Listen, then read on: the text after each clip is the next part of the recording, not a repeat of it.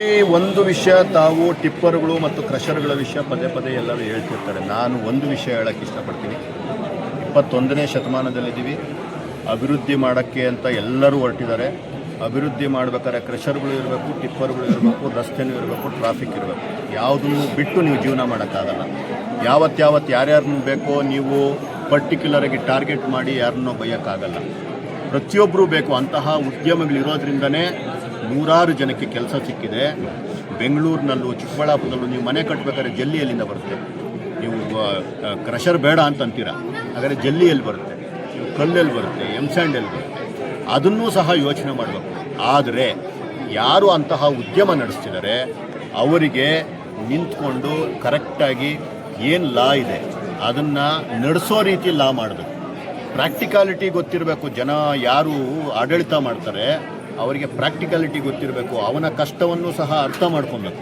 ಅವನು ಸಹ ಏನು ಲಾಭ ಮಾಡ್ತಾನೆ, ಇನ್ಕಮ್ ಟ್ಯಾಕ್ಸ್ ಕಟ್ತಾನೆ, GST ಕಟ್ತಾನೆ, ಜೊತೆಗೆ ಸಾವಿರಾರು ಜನಕ್ಕೆ ಉದ್ಯೋಗ ಕೊಡ್ತಾನೆ.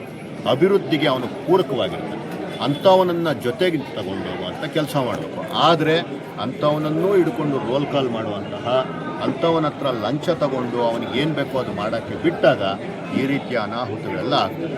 ಎಲ್ಲರಿಗೂ ಒಂದೇ ರೀತಿಯಾದ ಕಾನೂನನ್ನು ಮಾಡಿ ಕಾನೂನನ್ನು ಪಾಲನೆ ಮಾಡಬೇಕಾಗಿರುವಂತಹ ಒಂದು ಸಿಸ್ಟಮ್ನ ತಗೊಂಬನ್ನಿ. ಇದನ್ನೆಲ್ಲ ಮಾಡಬೇಕಾಗಿರೋದು ಜನಪ್ರತಿನಿಧಿ. ಆ ವ್ಯಕ್ತಿ ಬಂದು ನಿಂತ್ಕೊಂಡು ಏನಂತ ಅರ್ಥ ಮಾಡಿಕೊಂಡು ಅದನ್ನೆಲ್ಲ ಸರಿ ಮಾಡ್ತಾ ಹೋದರೆ 100% ಒಳ್ಳೆಯದಾಗುತ್ತೆ. ಜೊತೆಗೆ ಆ್ಯಂಬುಲೆನ್ಸ್ ಬಗ್ಗೆ ಹೇಳ್ತಿದ್ರಿ. ಈಗಾಗಲೇ ಹೇಳಿದಾಗೆ ಸರ್ಕಾರದ ವೈಫಲ್ಯಕ್ಕೆ ಹಿಡಿದ ಕನ್ನಡಿ ಇದೆ. ಏನು ಒಬ್ಬ ತಾಯಿ, ನಾನು ಸಹ ನೋಡಿದೆ, ಆ ಹೆಣ್ಣು ಮಗು ದಯವಿಟ್ಟು ಅದು ಪಾಪ ತೊಡೆ ಮೇಲೆ ಮನಸ್ಕೊಂಡು ಸತ್ತೋಗುವಂತಹ ಹೃದಯ ವಿದ್ರಾವಕ ಘಟನೆ ಏನಿದೆ ಆ ರೀತಿ ಯಾವ ಕುಟುಂಬಗಳಿಗೂ ಆಗಬಾರ್ದು. ಇದನ್ನು ನೋಡಿ ಆದರೂ ಈ ರೀತಿಯ ಎಮ್ಮೆ ಚರ್ಮದ ಜನಪ್ರತಿನಿಧಿಗಳು ಎಚ್ಚೆತ್ಕೊಬೇಕು. ಒಂದು ಜನಗಳ ಜೊತೆ ಬದುಕಬೇಕು, ಜನಗಳನ್ನು ಅರ್ಥ ಮಾಡ್ಕೊಬೇಕು, ಅವರ ಜೊತೆ ನಿಂತ್ಕೊಂಡು ಅವರ ಜೊತೆ ನಾವಿದ್ದೀವಿ ಅನ್ನೋ ಒಂದು ಆತ್ಮವಿಶ್ವಾಸ ತುಂಬುವಂಥ ಕೆಲಸ ಮಾಡಬೇಕು. ಆಗ ಮಾತ್ರ ಇದು ಸಾಧ್ಯ. ಜೊತೆಗೆ ಏನು ಆ ಹೆಣ್ಣು ಮಗು ಅಲ್ಲಿ ಒದ್ದಾಡ್ತಾ ಇತ್ತು, ತನ್ನ ಗಂಡನನ್ನು ಹಿಡ್ಕೊಂಡು ಆ್ಯಂಬುಲೆನ್ಸ್ ಬರಲಿಲ್ಲ, ಸರಿ, ಅಟ್ಲೀಸ್ಟ್ ನಾವ್ಯಾರು ನಾಗರಿಕರು ಯಾರು ನೋಡೋಕ್ಕಾಗಿಲ್ವಾ?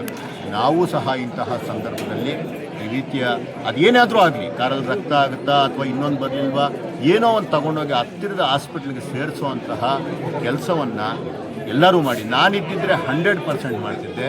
ಅಲ್ಲಿ ಯಾರು ವಿಡಿಯೋ ಮಾಡ್ತಿದ್ರಿ, ವಿಡಿಯೋ ಮಾಡೋದಕ್ಕಿಂತ ಹೆಚ್ಚಾಗಿ ಯಾರನ್ನಾದರೂ ಒಂದು ಗಾಡಿ ಅರೇಂಜ್ ಮಾಡಿ ಕಳಿಸಿದಿದ್ರೆ 100% ಒಂದು ಜೀವ ಉಳಿಸುವಂಥ ಪ್ರಯತ್ನ ಆದರೂ ಆಗ್ತಿತ್ತು. ಉಳಿಯೋದು ಬಿಡೋದು ನಮ್ಮ ಕೈಯಲ್ಲಿಲ್ಲ, ಪ್ರಯತ್ನ ಆದರೂ ಆಗ್ತಿತ್ತು. ಅದಕ್ಕೆ ನೀವು ಸಹ ಕಾರಣರು ಅಲ್ಲಿದ್ದವರು ಅಂತ ನನಗೇನು ತೊಂದರೆ ಇಲ್ಲ. ಇಂಥ ಯಾವುದಾದ್ರು ಕಡಿಮೆ ನಂಬರ್ ಇದ್ದರೆ ಹೇಳಿ, ಅದು ಕೊಡ್ತೀನಿ. He is unfit to be an MLA, is unfit to be even ಗ್ರಾಮ ಪಂಚಾಯಿತಿ ಸದಸ್ಯನಿಗೂ ನಾಲಾಯಕ್ಕಾದಂತಹ ಒಬ್ಬ ವ್ಯಕ್ತಿಯನ್ನು ಜನ ನಂಬಿ ಬೇರೆ ಬೇರೆ ಕಾರಣಗಳಿಗೆ ಇವತ್ತು ಗೆಲ್ಲಿಸಿದ್ದಕ್ಕೆ ಅಭಿವೃದ್ಧಿಯಲ್ಲ ಮಾತ್ರ ಹಿಂದಕ್ಕೆ ಹೋಗಿಲ್ಲ, ಇಡೀ ಚಿಕ್ಕಬಳ್ಳಾಪುರದ ಮಾನ ಮರ್ಯಾದೆ ಎಲ್ಲ ಕಡೆ ಹರಾಜಾಕಿದ್ದಾರೆ. ಅವರಿಗೆ ವ್ಯೂಸ್ ಏನು ಬರ್ತಿದೆ ಅದು ದೊಡ್ಡ ಸಾಧನೆ ಅಂದ್ಕೊಂಡಿದ್ದಾರೆ. ನಾನು ಪ್ರಖ್ಯಾತಿ ಅಂತ ಹೇಳ್ಕೊತಾರೆ. ಇದು ಪ್ರಖ್ಯಾತಿ ಅಲ್ಲ ಪ್ರದೀಪ್ ಈಶ್ವರವರೇ, ನೀವು ತಗೊಳ್ಬೇಕು ಕುಖ್ಯಾತಿ. ಕುಖ್ಯಾತಿಗೂ ಪ್ರಖ್ಯಾತಿಗೂ ಜಾಸ್ತಿ ವ್ಯತ್ಯಾಸ ಇದೆ. ಅದನ್ನು ತಾವು ಗಮನಿಸಬೇಕು. ವ್ಯೂಸು 100 ಹೋದರೂ ಸಾಕು, ಒಳ್ಳೆ ಕಾರಣಕ್ಕೆ ಹೋಗೋದು. ನಿಮಗೆ 1 ಕೋಟಿ ವ್ಯೂ ಬಂದು 10 ಮಿಲಿಯನ್ ವ್ಯೂ ಬಂದು ಜನ ತೂ ಚಿ ಅಂತಂದರೆ ಅದು ನಿಮಗೂ ಒಳ್ಳೆಯದಲ್ಲ, ನಿಮ್ಮನ್ನು ಜನಪ್ರತಿನಿಧಿಯಾಗಿ ಆಯ್ಕೆ ಮಾಡಿದ ನಮ್ಮ ಚಿಕ್ಕಬಳ್ಳಾಪುರಕ್ಕೂ ಒಳ್ಳೆಯದಲ್ಲ. ದಯವಿಟ್ಟು ಇನ್ನಾದರೂ ಬದಲಾಯಿಸ್ಕೊಳ್ಳಿ. ಇನ್ನು 1-1.5 ವರ್ಷ ಮರ್ಯಾದೆಯಾಗಿ ಘನತೆಯಿಂದ ನಡ್ಕೊಳ್ಳಿ.